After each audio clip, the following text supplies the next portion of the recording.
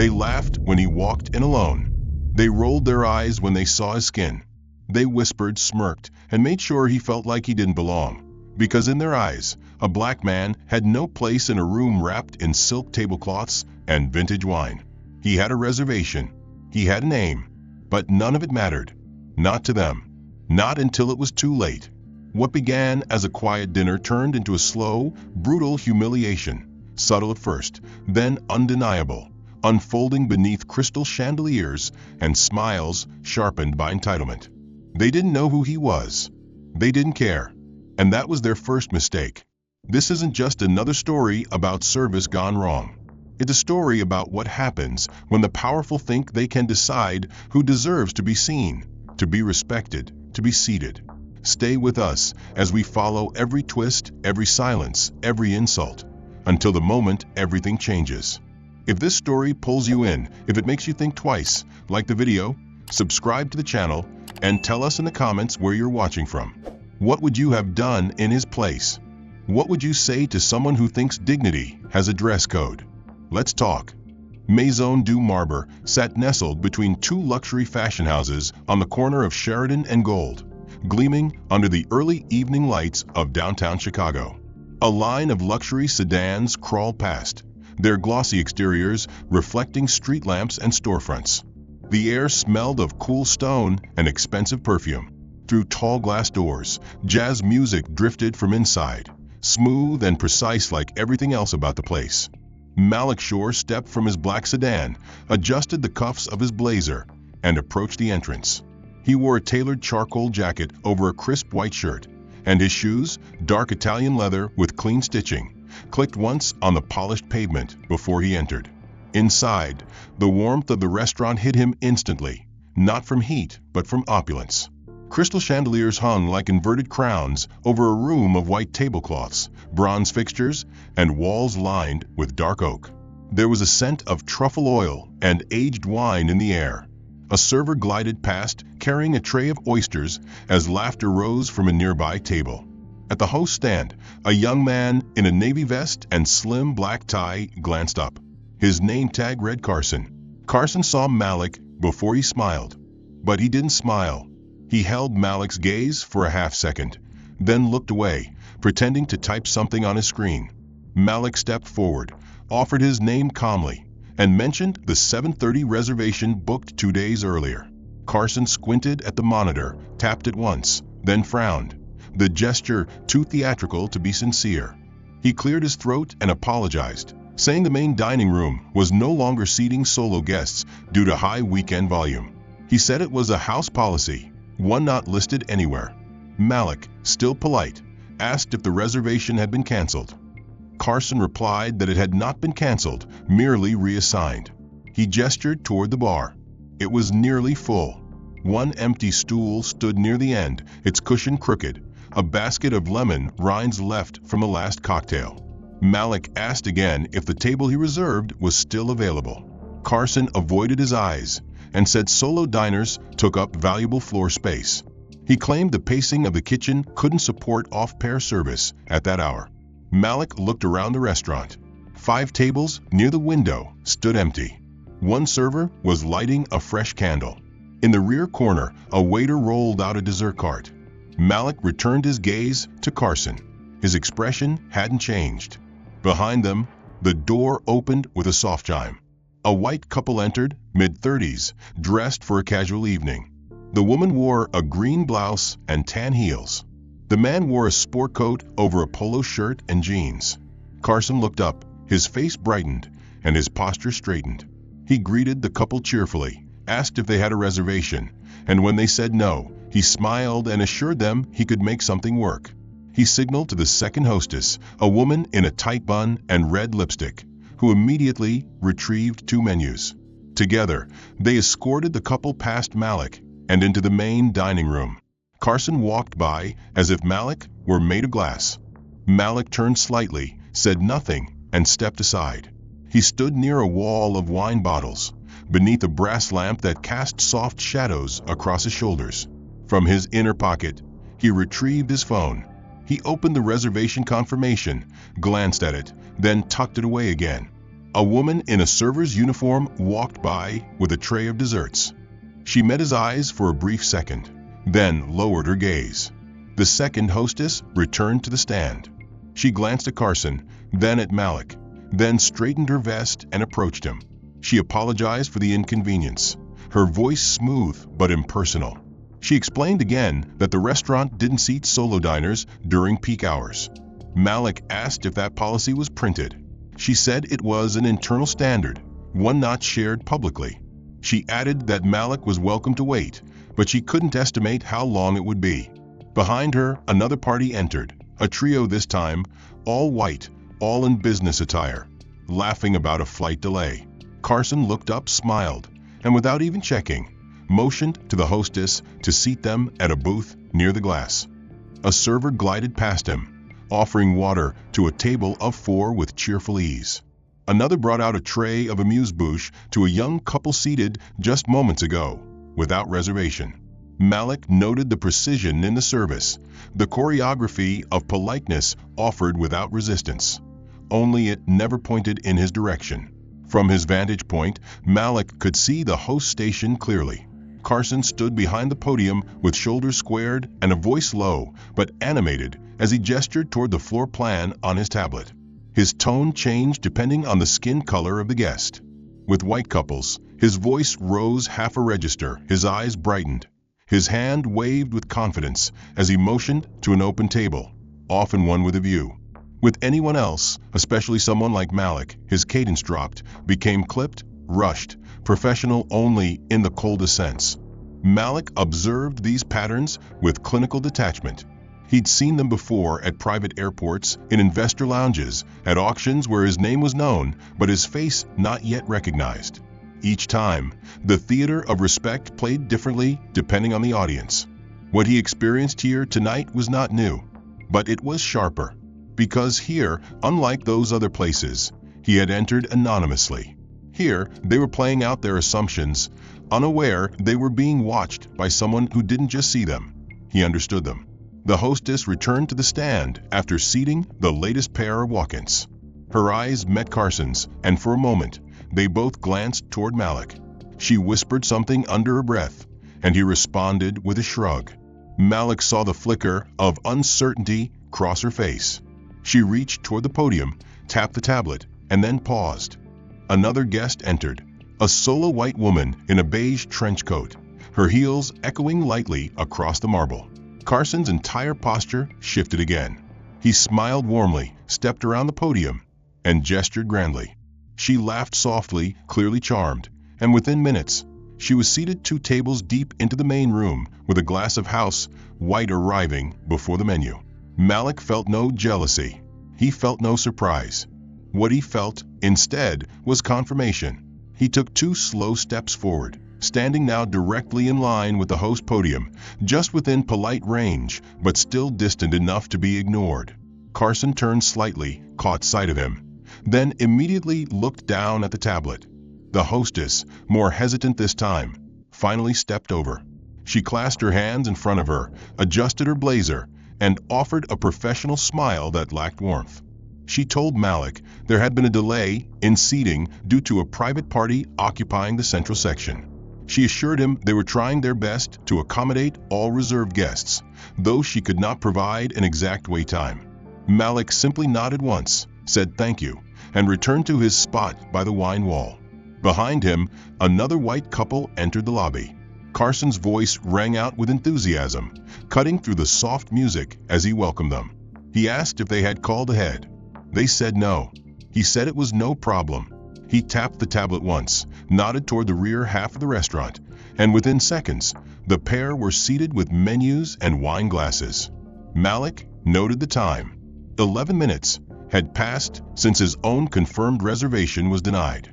4 parties had been seated. 3 of them arrived without reservations. None of them looked like him. A nearby server made eye contact with him briefly before walking faster, as if proximity might require acknowledgement. Another young man in a sharp vest leaned over the host podium, checking the layout again, then whispered something to Carson, who shook his head subtly and cast a glance toward Malik. Malik caught the exchange. He smiled slightly, not out of amusement, but from the irony. He checked his watch again, then turned slowly and walked toward the rear of the lobby, where a small lounge area sat half-occupied. He lowered himself onto a leather bench, placed his phone on the table, and stared into the distance. The chandelier above him flickered as servers passed beneath it. Conversations at nearby tables grew louder, the laughter more confident, the exclusivity more visible. From where he sat, Malik could see the flow of access, the seamless admission of some, the polite deflection of others. There was no randomness, only pattern. He thought back to the first time he was turned away from a restaurant, years ago in Atlanta, where a bouncer told him a rooftop was full while 3 men in sneakers and tank tops walked past him unchallenged. He thought about his mother, who once told him to dress his worth because the world wouldn't see it otherwise. He thought about his father, who said it wouldn't matter how well you dressed if the person at the door already made up their mind. But that discretion, like everything else in the room, was selective. From where he sat, Malik could see the entirety of the main dining floor, the warm lighting casting an amber hue across tables, filled with laughter, clinking wine, and self-assured comfort. He studied the faces, not the guests, but the staff. There was no rush, no strain. There was capacity, and yet still no table for him. Across the room, a young busboy approached the host stand carrying a bin of empty glasses. He couldn't have been older than 21, his apron wrinkled slightly, his sleeves rolled up to the elbows. He leaned toward the hostess and muttered something low, his voice barely audible above the jazz and chatter. Then he nodded toward Malik. The hostess didn't respond at first, but her lips tightened. Carson, standing nearby, gave a barely perceptible shake of the head, but not before smirking. The busboy looked back over his shoulder as he walked away, not in malice, but with the kind of curiosity people reserve for things they can't understand but still feel entitled to judge. Malik caught the glance. He caught the expression. He caught the weight of the silence that followed the exchange. A server passed nearby, carrying a tray of dessert plates. She hesitated as she saw Malik sitting alone, then turned toward the host station and whispered something too quickly to catch. Moments later, the assistant manager appeared, tall, wiry, wearing a smile that had seen too much practice. He approached Malik slowly, hands clasped in front of him, voice smooth but clipped. "Sir," he began, "I understand you've been waiting a while. Unfortunately, the dining room remains fully committed for the rest of the evening. But if you would like, we'd be happy to prepare your meal to go, on the house, of course." Malik studied him without reaction. The man didn't blink. He didn't shuffle. He had the air of someone trained to de-escalate quietly. Malik nodded once, then asked, "Is this restaurant policy or tonight's improvisation?" The assistant manager smiled again, more tightly this time. "It's an offer of convenience," he said. "You deserve not to have your evening wasted, and we're doing our best with a full floor." Malik glanced behind the man, for tables had turned over in the past 15 minutes. 2 were being reset. One couple stood, coats in hand, thanking the server as they left. The other pair lingered over espresso, unaware of the storm building outside the fragile piece of their world. Malik returned his attention to the man in front of him. "And none of those are suitable?" he asked, keeping his tone measured. The assistant manager replied, "They've already been assigned, I'm afraid." Malik nodded slowly. "Of course," he said. "Assigned." The man hesitated, then added, "You could also enjoy your takeout in the lounge if you prefer not to leave." Malik smiled.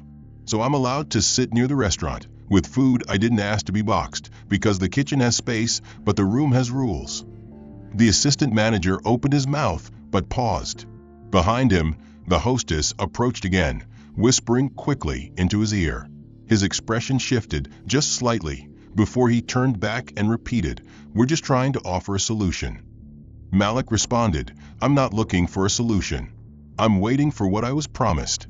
The manager gave a tight nod, then excused himself, retreating toward the kitchen with the hostess close behind. A moment later, 2 waitstaff walked past Malik's lounge area. One of them, carrying a tray of freshly poured wine, muttered to the other, "I don't get it. Dressed like a hedge fund, loitering like he owns the place." The other, not realizing Malik could hear, replied without lowering his voice, "Maybe he thinks a blazer gets you steak here. Probably came in for the Instagram." They both laughed quietly as they passed. Malik did not move. He did not correct them. He simply sat, absorbing the moment, filing it away in the same place he stored 1,000 others like it. Words like those no longer pierced, they sharpened. They clarified. They illuminated. He checked his watch again. 42 minutes. Still no table. Still no apology. Still no recognition. Another server approached and placed a leather-bound takeout menu on the table in front of him, without speaking. It landed with a soft thud, the kind that signaled finality. Malik looked at it. He looked at the server. Then he leaned back in his chair and said, "You can take that back." The server froze for a moment, then scooped up the menu and walked away without a word. Across the room, another party was being seated. 2 young men in streetwear, one holding a skateboard. They laughed with the hostess, nodded toward a window seat, and followed her as if the space had always been theirs. He had seen enough, heard enough, and waited long enough. He stood slowly, deliberately, brushing an invisible crease from the front of his blazer, and walked with quiet authority toward the host stand once more. His shoes tapped lightly against the marble floor, not loud, but audible, enough to draw the attention of Carson and the assistant manager, who immediately stiffened. Malik did not raise his voice, nor did he show anger. His words came clearly, each syllable measured and unshaken. He asked once again if his reservation, placed and confirmed days earlier, was going to be honored. Carson glanced toward the assistant manager, who took one step forward and lowered his voice, speaking not to clarify, but to deflect. The manager claimed the table system had glitched. He claimed an unexpected wave of VIP guests had complicated assignments. He claimed the delay was not intentional, though he offered no path forward. Malik responded by stating his reservation number. He stated the time. He stated the confirmation code. Then he asked, calmly and directly, whether it was standard for the restaurant to reassign tables without notice and offer boxed meals instead. At this, the assistant manager paused. He smiled in the way people smile when they are deciding how far they are willing to go to maintain a lie. Then, rather than answer, he turned away, whispering something into the earpiece of a nearby staff member. The staff member nodded and walked briskly toward the rear hall. Moments later, a uniformed security officer emerged from the corridor behind the wine wall. He wore black slacks, a navy blazer, and an earpiece curled behind his ear like a wire of control. His face was firm, emotionless, not hostile but detached, as if he had already been told who Malik was and how to handle him. He approached the host stand, stood beside the manager, and placed his hands in front of him. Malik saw the stance immediately. It was not defensive. It was directive. The assistant manager cleared his throat and stepped slightly behind the security officer. He said, "Sir, we're going to have to ask you to wait outside the main entrance until we can clarify the reservation matter further." Malik didn't move. He kept his eyes fixed on the manager, not the guard. He said he had been waiting for nearly an hour. He said there had been no mistake with his booking. He said he would not be stepping outside unless the restaurant intended to cancel his reservation outright and document that fact. The security officer did not respond. He stepped forward, motioned gently with one hand toward the exit, and said, "Let's continue this outside, sir, for the comfort of our other guests." Malik remained where he was. Behind him, a few diners turned in their seats. A nearby table of 3 paused their conversation, forks hovering midair. One woman whispered to the man beside her, her phone already tilted at an angle, the lens pointing discreetly toward the lobby. Her hand trembled slightly, but her eyes were sharp. She pressed record. Carson saw her first. His eyes went wide. The assistant manager spun around. His voice dropped but sharpened. He walked directly toward her table and said, "Ma'am, I need you to delete that video immediately. We do not permit filming in this establishment." The woman didn't move. Her hand froze mid-motion. The man beside her leaned forward and asked quietly why the recording needed to be erased. The assistant manager did not answer directly. Instead, he said, "It's for guest privacy and brand protection. I'll need your cooperation." The woman hesitated, then reluctantly lowered her phone. Whether she deleted the video or only appeared to was unclear. But the manager stood over her, watching, until she nodded. Satisfied, or at least no longer challenged, he turned back toward the host stand, where Malik still stood, alone now, with the security guard closer than before. Malik spoke again, not loudly, but clearly enough for the surrounding guests to hear. "So I'm being removed not for behavior, not for volume, but for asking the status of a confirmed reservation." The security officer said nothing. Carson shifted his weight. The manager looked down and replied, "Sir, your presence is now a disruption to service." Malik considered the phrase, disruption to service. He had heard it before, in conference calls in airport lounges, in luxury boardrooms where language was designed to obscure the truth behind politeness. He stepped back once, slow and deliberate, then adjusted the button of his jacket. "Very well," he said. "If you're prepared to put this on record, I'll step outside. But only after I document the refusal." He pulled his phone from his jacket pocket, raised it to chest level, and began recording, not the people, but the scene. The host stand, the guard, the tablet screen. The manager's face tightened. "Sir," he said, "that's not allowed." Malik replied, "Neither is discrimination. Yet here we are." The guard stepped closer. Malik lowered the phone. He turned and walked toward the glass entrance. The security officer followed, not behind, but beside him. The restaurant behind them returned to its previous rhythm, with noticeable effort. Conversations resumed, but quieter. Laughter returned, but thinner. Attention had been introduced, one that couldn't be unspilled, even after the moment had passed. Outside, the air had cooled. Behind the tall glass doors, the dining room buzzed again, trying to regain its tempo. But the tension from his removal lingered like the residue of wine on an unpolished rim. Inside at the host station, Carson leaned over the podium with an exaggerated sigh of satisfaction. He glanced toward the assistant manager and the nearby staff with a grin curling at the corner of his mouth. "Crisis averted," he said under his breath. Last thing we needed was someone turning this place into a charity kitchen. It's Maison du Marbre, not some pop-up soul food spot. The young busboy from earlier chuckled nervously, looking around as if to confirm they were out of earshot. The hostess smiled, thin and complicit, her eyes scanning the tablet as she nodded in agreement. Carson continued, more emboldened now. He had the walk, sure, and the watch probably cost more than my rent. But you can't fake class. You either belong or you don't. That's what this place is about. The assistant manager approached, folding his hands behind his back as he listened. "We handled it clean," Carson added. "Minimal scene, no escalation." You saw him calm, composed.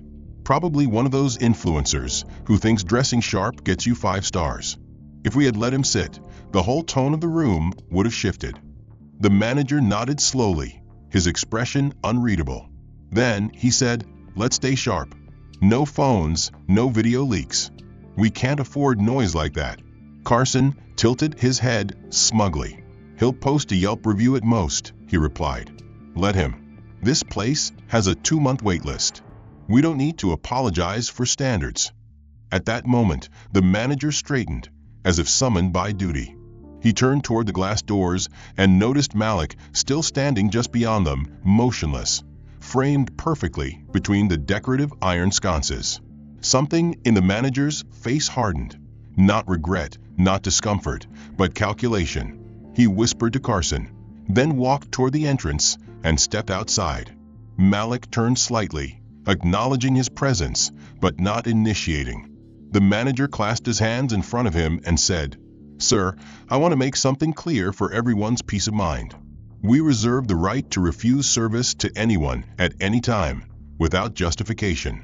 That's our policy, and it is entirely within our rights." Malik met his gaze, unblinking. He said nothing at first. The manager continued, "It's not personal. It's not about your reservation or your attire. It's simply a matter of maintaining the consistency and balance of our environment. I hope you understand." Malik responded calmly, I understand very well. You've made it clear who belongs inside that balance, and who does not." The manager gave a tight smile, as though a polite facade could erase the stench of dismissal. "We cater to a particular clientele," he added. "That's what our guests expect. It's part of the experience." Malik stepped forward, just enough to close the space between them, and said, "The experience you sell comes at the cost of exclusion. You may not say it out loud, but the room speaks volumes." The manager stiffened, then offered a closing nod. "Have a good evening, Mr. Shore."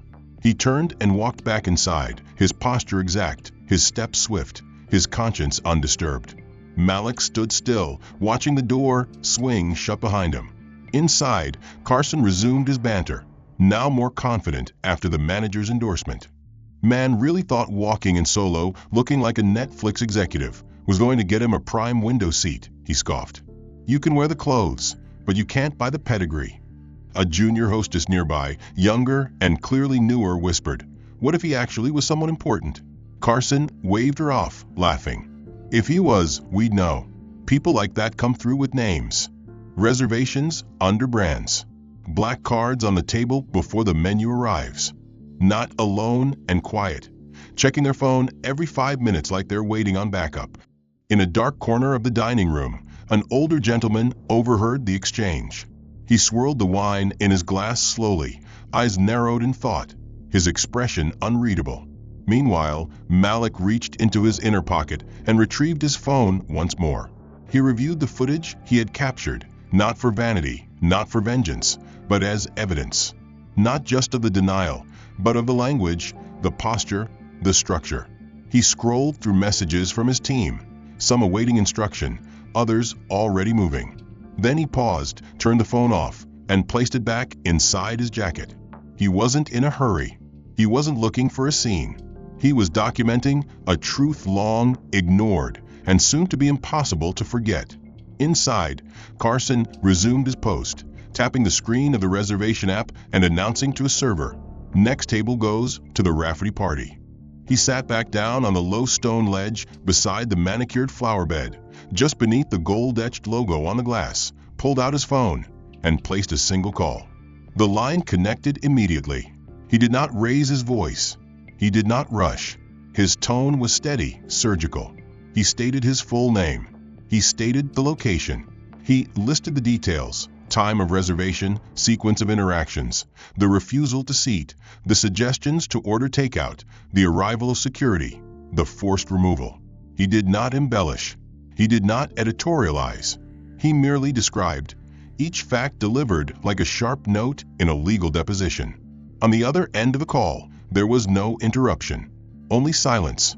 Then a short reply, "We'll take it from here." Malik ended the call, returned the phone to his inside pocket, and sat in silence. Inside the restaurant, 3 servers crossed from the bar toward the kitchen, laughing low and loose after handing off a tray of empty plates. One of them glanced through the glass and saw Malik still seated outside. He turned to his colleague and muttered just loud enough to be heard by the wrong ears, "Still there. Some people don't get the hint." Another replied, "Bet he's waiting for his Uber to take him back to whatever lobby he wandered out of." The first one added, probably writing a Yelp review titled, "How They Ruined My Solo Dining Fantasy."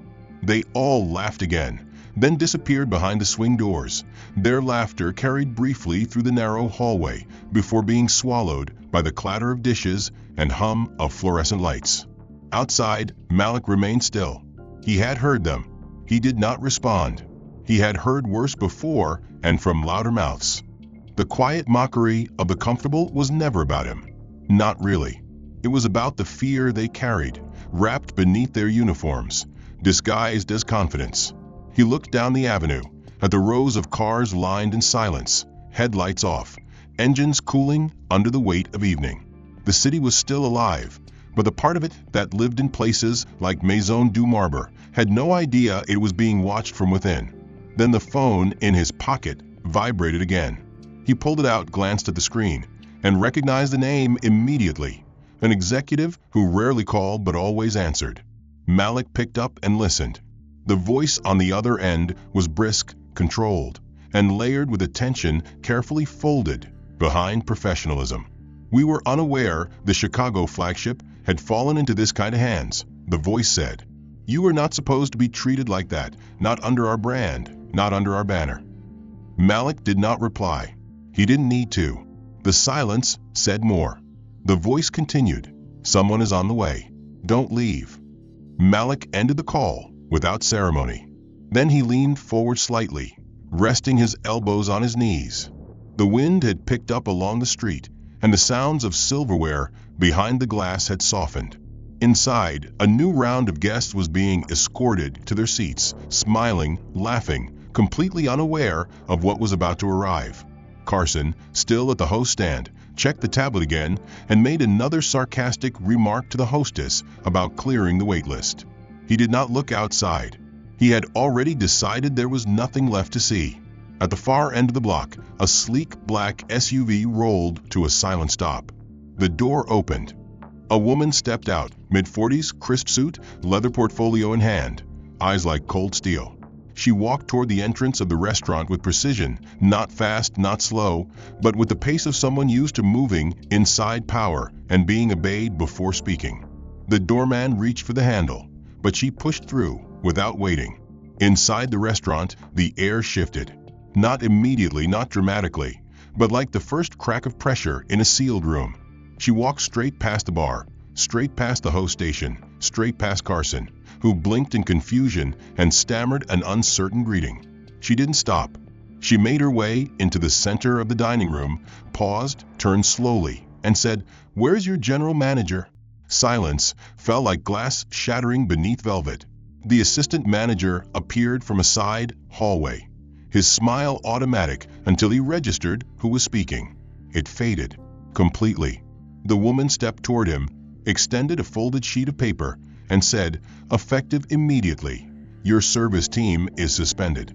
Your floor is under internal review. Mr. Shore's experience has been escalated to legal. As of this moment, you will provide no further service until instructed by corporate." A single beat of silence passed. Then she turned, walked to the entrance, opened the glass door, and nodded once toward Malik.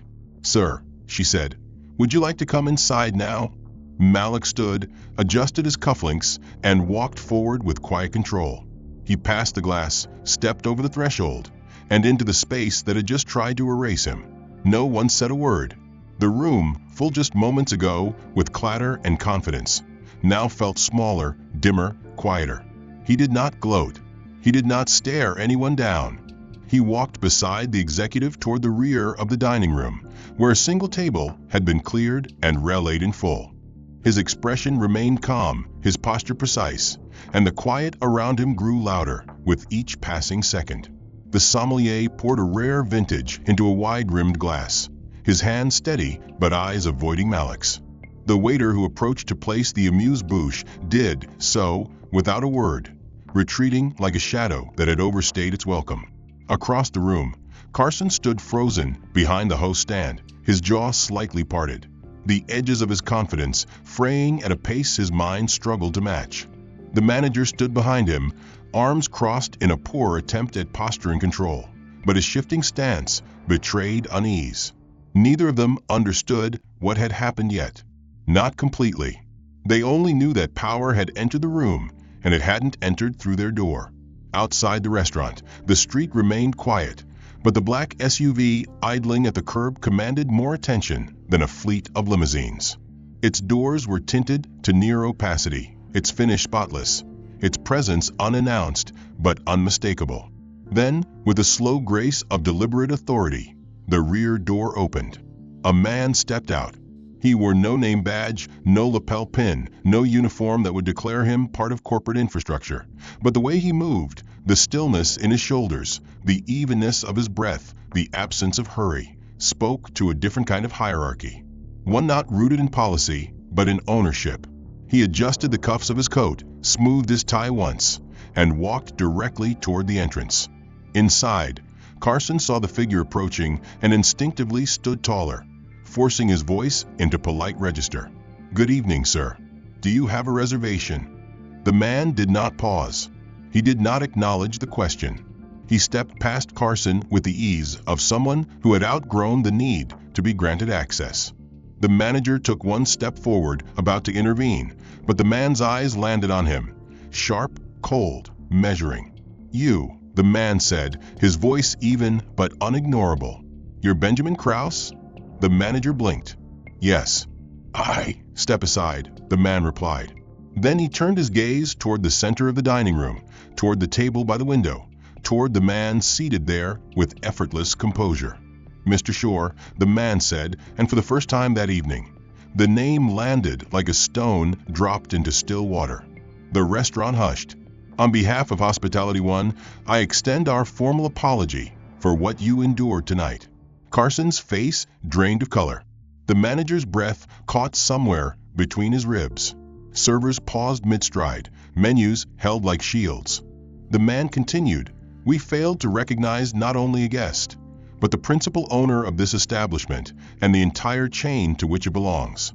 This behavior will not go unanswered." Malik did not stand. He did not smile. He nodded once, slowly, the gesture so minimal it held the weight of a verdict. The man stepped forward and placed a sealed envelope on the table, its embossed logo glinting faintly in the low light. Then he turned to the room, not to the guests, but to the staff who had dismissed, mocked, and ultimately removed the man who had built the very table they had been serving from. From this moment forward, the man announced, "This location is under executive audit. Operations will continue, but leadership is suspended pending review. Anyone found to have participated in the treatment of Mr. Shore tonight should prepare a statement for legal." No one moved. A fork clinked as it slid off a napkin. Carson stared ahead, his lips trembling slightly, his earlier smirk now replaced by the hollow realization of how deeply he had miscalculated. The manager cleared his throat as if to speak, but no words came. Only silence. Malik finally broke it. "Stay the course," he said softly to the executive. "I want no drama for the guests. Just resolution." The executive nodded and responded, "Understood, sir. It will be handled with precision." Then, without fanfare, the man turned and walked toward the kitchen doors, where he would begin the process of dismantling the rot he had just uncovered. Malik took a sip from his wine glass, the flavor full, dark, grounded, like the moment itself. The room breathed again, but nothing felt as it had. Every conversation now carried a tremor. Every server moved with cautious grace. The hierarchy of the room had inverted in a single sentence. From a guest dismissed to the owner acknowledged, Malik's presence now cast a different shadow, one not of protest, but of reckoning. In the reflection of the window beside him, the name of the restaurant shimmered faintly, gold on black, etched in false permanence. In the moments that followed the executive's declaration, the silence inside the restaurant remained taut and suffocating. Guests whispered cautiously, brows furrowed, their curiosity no longer idle, but edged with concern. Servers shuffled with deliberate stillness, avoiding eye contact, shrinking behind trays and wine lists, their practiced fluidity now clumsy under the weight of guilt. Then came the final shift, announced not with sound, but movement. The executive who had entered moments earlier returned from the kitchen with two more men in dark suits, silent, composed, efficient. One approached the assistant manager, the other moved to the host stand. Carson looked up and opened his mouth to speak, but the suited man raised a hand and said calmly, "Please step aside. Your access has been revoked pending investigation." Carson blinked, his mouth trembling slightly, the edges of his certainty finally fraying into raw disbelief. He looked toward the manager for support, but none came. The manager himself was being escorted toward the side corridor, his earpiece removed, his name tag quietly collected. No shouting, no resistance, only the sound of footsteps and clipped instructions carried between men who understood protocol better than pride. One guest dropped their fork. Another leaned back in their chair, watching without blinking. A woman 2 tables over whispered, "That's him. He owns the whole company." Another nodded in disbelief. He was sitting right outside. I saw them ignore him. Malik remained still, his fingers resting lightly on the rim of his wine glass, his gaze unmoving, as if watching not the scene unfold, but the framework beneath it collapse in silence. Then, without announcement, the maitre d' emerged from the back, flanked by the head chef in a pristine white coat. They approached Malik's table with the precision of a ceremonial procession. The maitre d' bowed slightly and spoke. "Sir, with your permission, we've prepared a new arrangement. The central table has been cleared. We would be honored if you allowed us to host you there." Malik nodded once, slowly. He stood with the calm of a man who had never needed theatrics to command a room. He followed the maitre d' through the open dining floor. Every eye turned, not out of obligation, out of recognition, and more than that, out of realization. As he passed the table of the couple who had arrived after him, who had been seated without question, their eyes lowered. The woman reached for her glass with shaking fingers. Her partner said nothing. The family by the fireplace watched him pass with a discomfort they couldn't quite articulate. Not shame, not yet, but something closer to reckoning. At the center of the room, beneath a cascade of crystal light, sat a round table dressed in ivory linen, gold-rimmed plates, and a fresh floral centerpiece no guest had seen before that evening. This table was not merely prestigious. It was iconic, reserved only for foreign dignitaries, celebrity investors, and heads of industry. And now it belonged to Malik. The chef himself presented the first course, a composition of bluefin tuna, caviar pearls, and citrus smoke.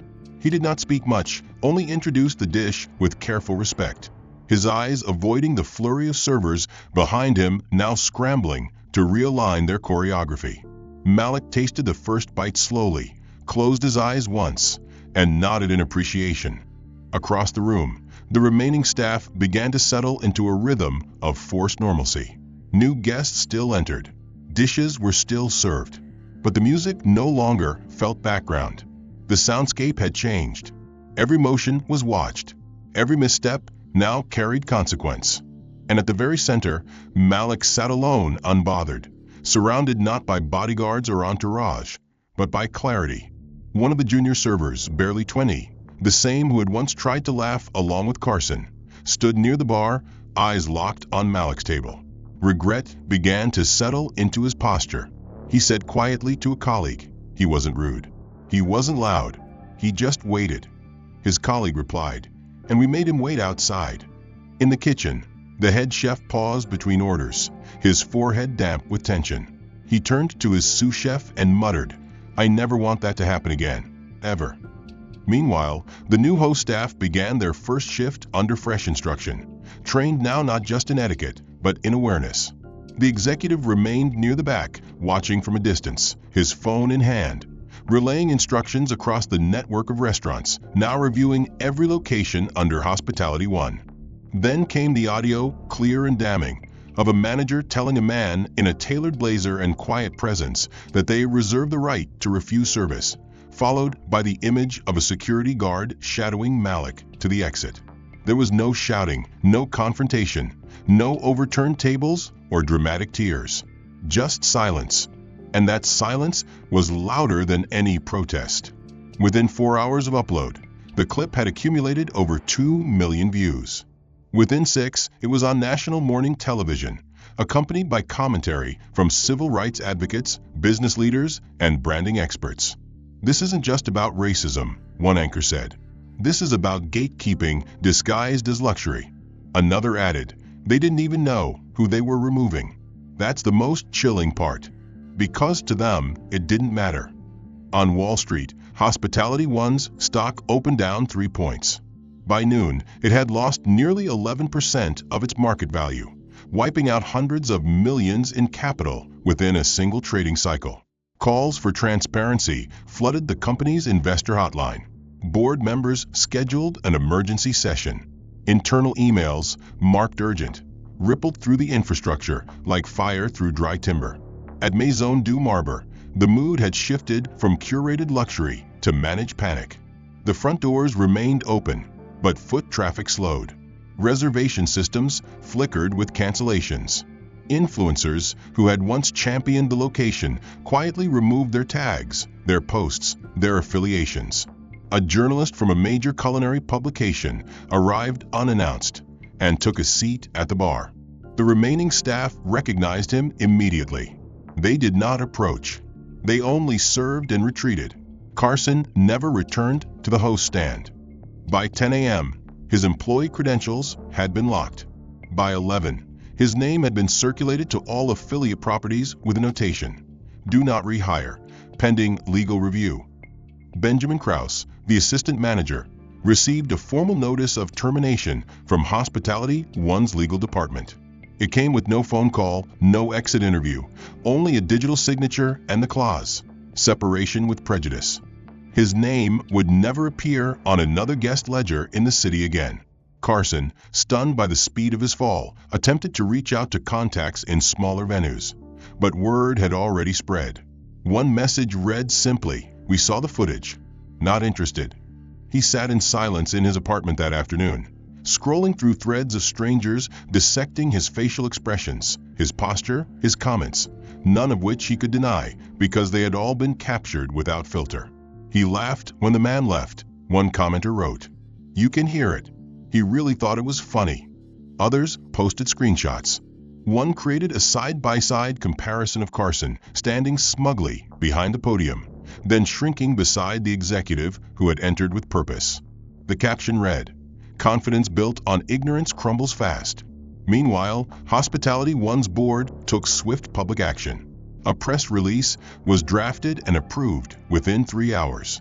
It read, "We extend our deepest apologies to Mr. Shore and to the guests who witnessed this failure. Our values are rooted in equity, dignity, and professionalism, none of which were upheld at our flagship property. Immediate restructuring is underway." Malik, for his part, gave no interview. He issued no statement. He did not appear on television or respond to social media. He had never needed to raise his voice to be heard.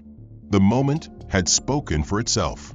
The executive who had arrived on his behalf remained in the city, overseeing the transformation of the property with quiet rigor.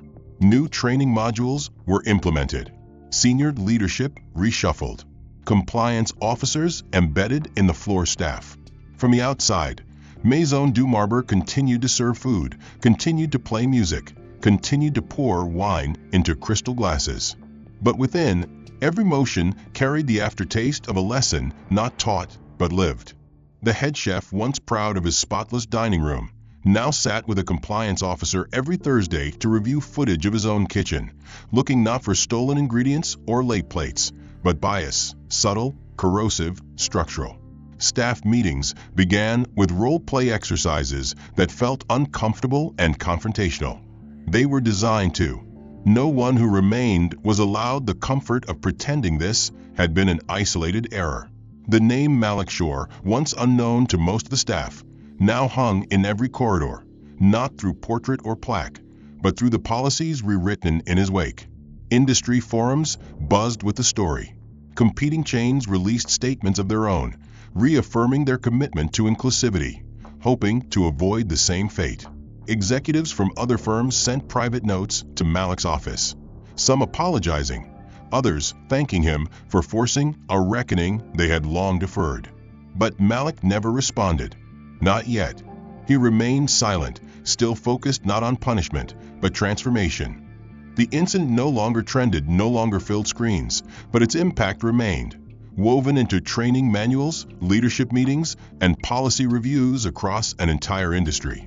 And far from the glittering dining rooms and curated silence of fine establishments, somewhere deep in the south side of Chicago, in a church basement turned community kitchen, Carson Thorne stood behind a long folding table, plastic gloves on his hands, ladling lentil stew into styrofoam bowls.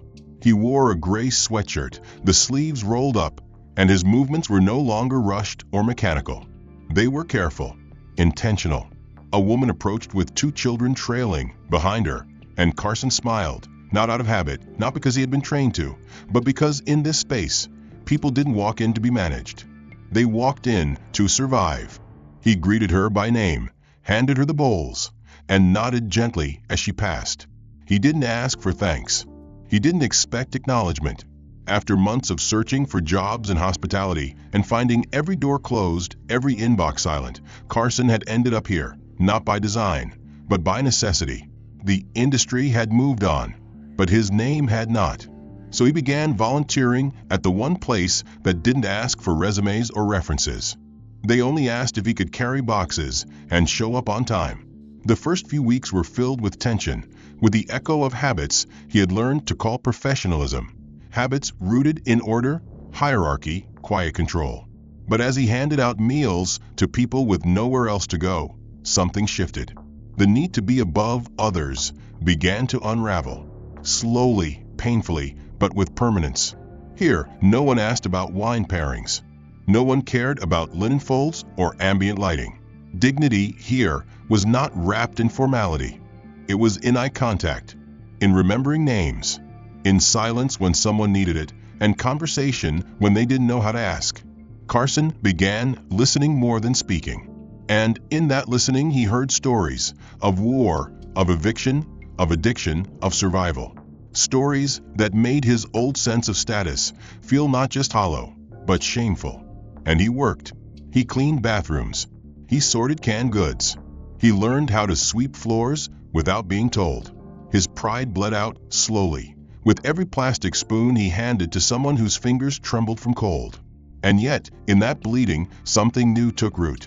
Redemption. It was not a word he ever used aloud, but he lived it. He did not try to erase what he had done. He tried to be different because of it. And he never expected to see Malik Shore again. The charity gala was held on a Saturday evening in a repurposed train depot turned art space. The exposed brick walls glowed under warm floodlights. Guests milled about in quiet conversation, sipping sparkling water and browsing the framed photographs of community kitchens around the country. Carson hadn't planned on attending. He wasn't a guest. He was part of the logistics team, helping with setup, managing the check-in table, clearing plates. His clothes were simple, clean, nothing like the tailored fits of the crowd. He stayed near the edges, avoiding attention, until he saw Malik. Malik did not move with fanfare. He didn't need to. He walked with the same quiet certainty he had carried that night outside the restaurant. But his presence here felt different, less about reclaiming space, more about investing in the ones most people never saw. Carson froze for a moment, unsure whether to approach. He had nothing to offer but honesty. He stepped forward, not quickly, but clearly, and stood beside Malik as he observed a photo of a young boy holding a plastic tray of spaghetti, his eyes full of silent gratitude. Malik turned. Recognition sparked in his eyes, not as a flash of vengeance, but as a flicker of memory. Carson reached out a hand. "I was wrong," he said quietly, "and I've spent the last year learning why." Malik looked at the hand, then took it.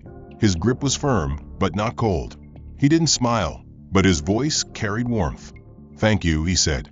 "Not everyone learns, and fewer still change." Carson nodded. "I didn't think I could." Malik glanced back at the photo and replied, "People surprise us, sometimes even ourselves." Carson exhaled, a mix of relief and release. "I used to think dignity was something you earned with status," he admitted. "But now I think it's something you owe to others, regardless of where they stand." Malik nodded again. "Exactly." Then, with no further ceremony, he moved to another exhibit.